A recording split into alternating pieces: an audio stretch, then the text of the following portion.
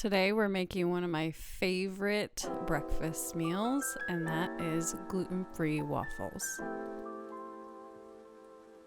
Put all the dry ingredients into a large bowl and mix until combined.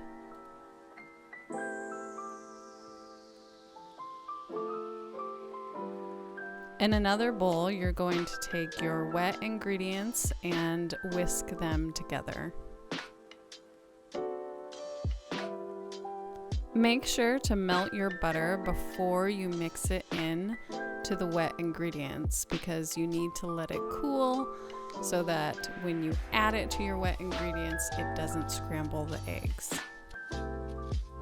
If the butter is still a little bit warm when you put it in, make sure to add it slowly and whisk while you're doing it.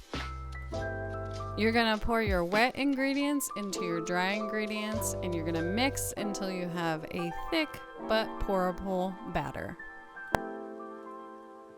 I'm gonna use a cast iron waffle maker, so I am putting it on the stove to heat up, spraying it down with oil so that no batter will stick to it.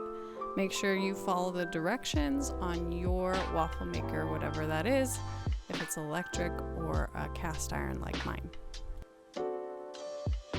Cast iron waffle makers can be a little bit tricky, but if you just let it sit on each side for a couple minutes, you'll get the perfect crispy waffle.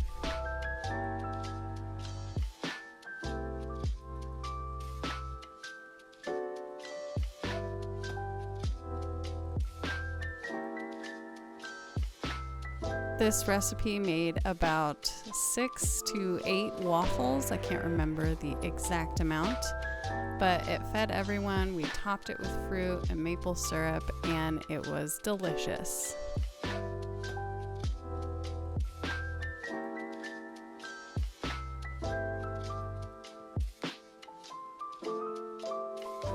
If you like this recipe, I'd really appreciate a like.